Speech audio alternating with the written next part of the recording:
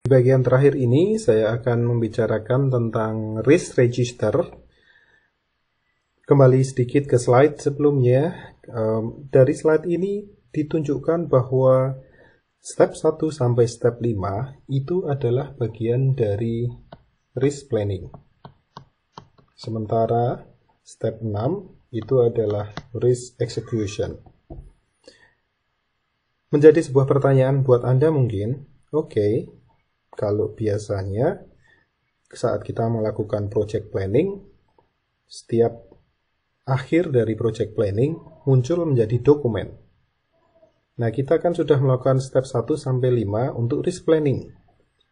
Bentuk dokumennya apa? Jawabannya singkat, bentuk dokumennya disebut sebagai risk register.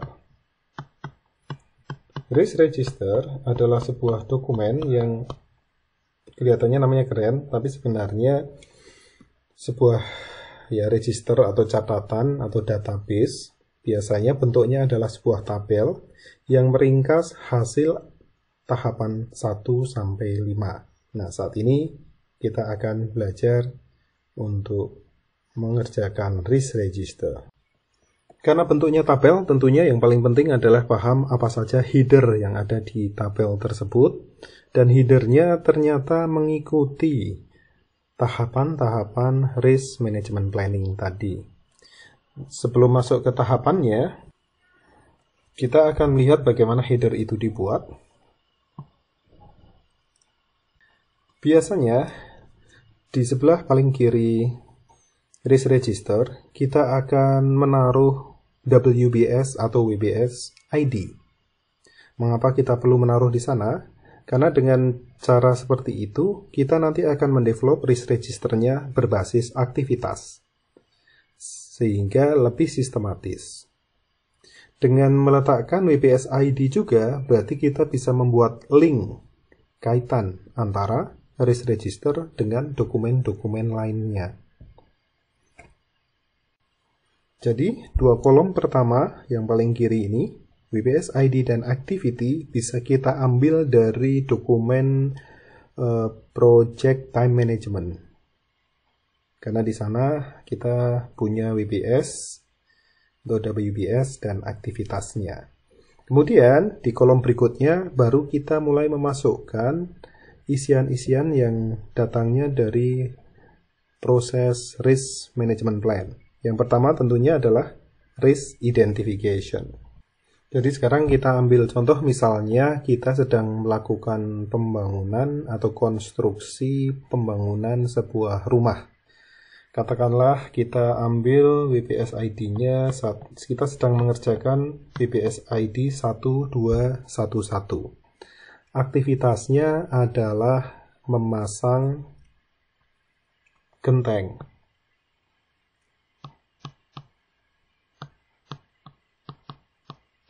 Misalnya seperti itu.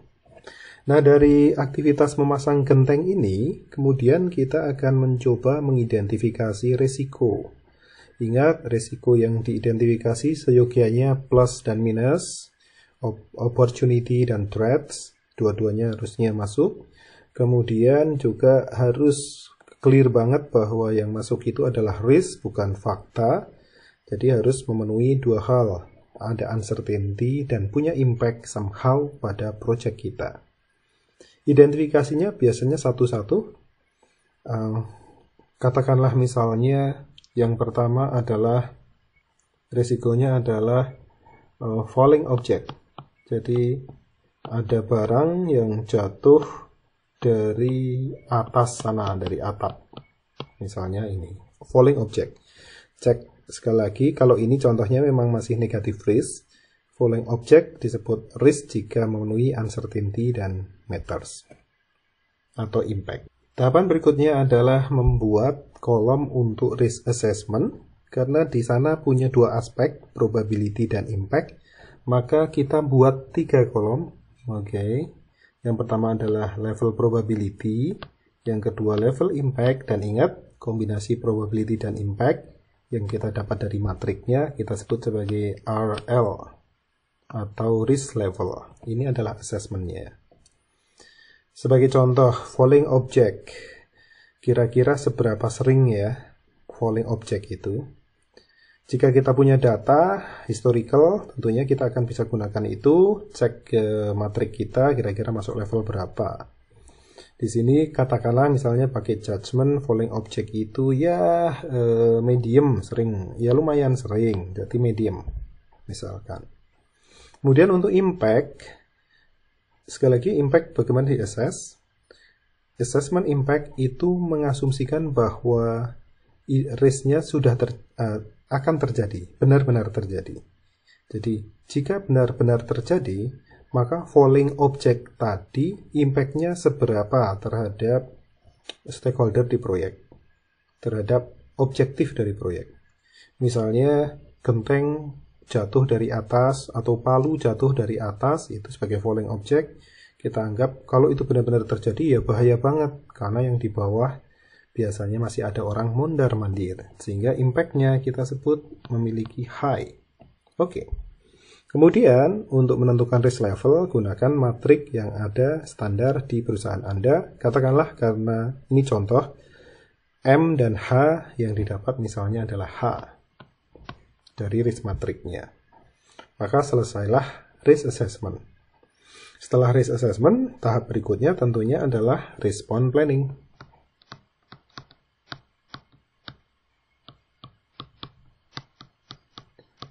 Kita akan bisa memikirkan setidaknya 4 strategi yang sudah dibahas tadi, mulai dari risk absorb. Di sini nggak mungkin karena assessment-nya tinggi, nggak mungkin dicuekin. Atau risk avoid. Kalau risk avoid dalam hal ini berarti kita nggak jadi masang genteng. Mungkin bisa jadi itu bukan pilihan yang bijaksana, kecuali kita bisa mengganti genteng dengan sesuatu yang lain, rumahnya tetap jadi. Jadi kalau dua yang pertama ini tidak bisa, berarti masih ada mitigasi dan transfer. Misalnya kita milih mitigasi.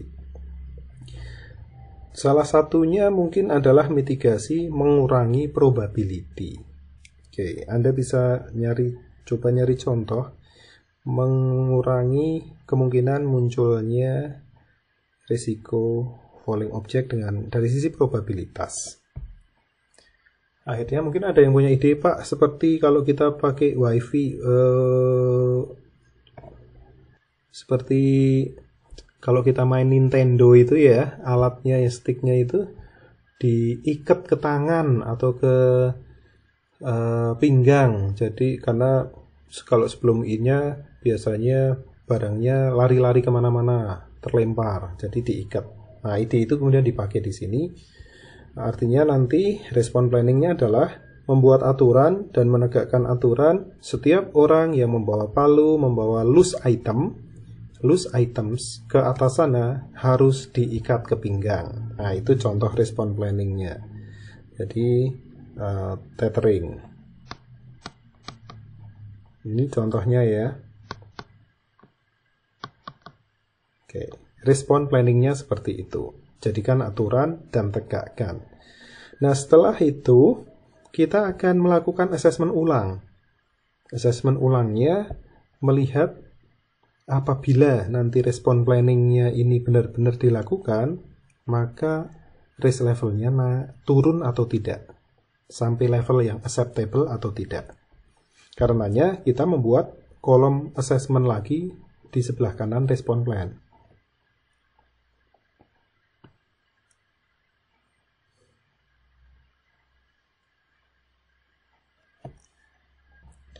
Karena assessment yang kedua ini terkait dengan risiko yang tersisa, bukan lagi yang original, tersisa akibat kita sudah melakukan response planning, maka kolom berikutnya ini kita beri judul residual risk assessment. Jadi kira-kira kolomnya seperti ini, residual, ada probability, impact, dan risk level. Kita kaji ulang dengan mengasumsikan bahwa response planning sudah dijalankan. Karenanya kalau tether loose item tadi, impact tidak akan berubah, oke. Tetapi probability-nya berubah, mungkin dari medium jadi low. Sehingga hasilnya risk levelnya misalnya totalnya medium. Ini yang kita sebut risiko sisa. Nah, sebelum berpindah ke risk yang berikutnya, kita cek ulang apakah risk residu yang levelnya medium ini sudah acceptable. Jika belum, berarti kita perlu menambahkan dengan mitigasi yang kedua untuk risiko yang sama. Oke. Jadi mitigasi yang kedua bisa jadi harus mengadres masalah di impact. Oke. Kira-kira apa mitigasinya? Contohnya misalnya adalah kemudian menggunakan helm proyek. Ini adalah contohnya. Nah, dari sini karena kita mengasumsikan helm proyek ini digunakan bersamaan dengan tether loose item tadi, berarti analisis residualnya ya benar, tidak dimulai dari yang original di sini, tapi mulai dari sini. Karena helm proyek itu adalah respon on top of tether loose item. Jadi sekarang kita akan tuliskan helm proyek dipakai tidak akan mempengaruhi probability, ya kan? Karena orang yang di bawah pakai helm atau nggak pakai, kalau yang di atas palunya jatuh, ya mau jatuh aja. Jadi dia tidak akan mempengaruhi, tetapi kita tidak mulai dari M lagi, mulainya dari L. Ingat, helm proyek itu on top of, ya. Jadi di sini tetap L. Nah, karenanya yang kita address adalah impact. Kalau pakai mungkin dari H menjadi M. Oke, misalnya begini. Tentunya kalau yang falling objeknya bukan palu tapi mixer gitu ya nggak ada efeknya, tetap aja. Tetapi overall akhirnya tetap masih bisa turun dari H ke M. Falling objects-nya kan macam-macam. Nah, kemudian lihat di risk kita, di matrik kita, L dan M mungkin kemudian jadi L misalkan. Nah, karena residualnya totalnya sekarang jadi low, maka kita sebut sudah acceptable. Nah, kalau sudah acceptable berarti urusan dengan falling object sudah selesai dengan dua respon plan, yaitu tethered, loose item, dan helm proyek. Kira-kira seperti itulah cara kita membuat risk register untuk sebuah proyek. Kita nanti akan mengulangi lagi untuk risiko yang lain lagi di sini, terus sampai akhirnya kita anggap semua sudah, kemudian kita akan beralih ke WPS ID yang berikutnya. Dari sini Anda bisa paham bahwa kalau Anda punya 5000 WPS ID, maka risk register Anda bisa jadi 5000 kali 4 atau kali 10. Jadi 50.000 risk yang harus diidentifikasi. Nah, setelah risk register plan atau risk management plan-nya selesai dalam bentuk risk register, maka nanti pada saat eksekusi, risk manager harus memastikan semua respon planning dilakukan. Karena kalau tidak dilakukan, maka yang real terjadi di lapangan adalah yang sebelah kiri ini. Kalau dilakukan, maka real resikonya adalah yang di sebelah kanan ini. Kira-kira seperti itu. Jadi hanya karena kita sudah membuat risk register, tidak berarti resikonya sudah turun kalau risk registernya tidak dilaksanakan. Jadi kuncinya kalau saat eksekusi adalah memonitor dan melaksanakan respon plan yang ada di sini. Oke. Sedikit saya tambahkan, kita di pertemuan sebelumnya membicarakan tentang contingency budget. Nah, contingency budget terkait dengan risiko. Bagaimana cara menentukannya? Karena kita sudah punya risk register, maka kita tinggal melihat risk residual setiap activity yang di sini. Nah, risk residual setiap activity inilah nanti yang terkait dengan contingency budget untuk aktivitas tersebut. Untuk hal yang sama, aktivitas yang lain kita ambil dari sini, dan seterusnya, sehingga kita akan dapatkan keseluruhan kontingensi budgetnya. Itu salah satu cara yang detail untuk menentukan kontingensi budget. Tentunya ada cara-cara yang lain, tapi salah satu cara yang paling detail caranya dengan melihat risk register. Oke, kira-kira seperti itu materi kita untuk Project Risk Management. Sekali lagi, pelajari detailnya yang ada di materi, baca juga PMBOK, kemudian kerjakan latihannya. Tetap semangat, stay healthy.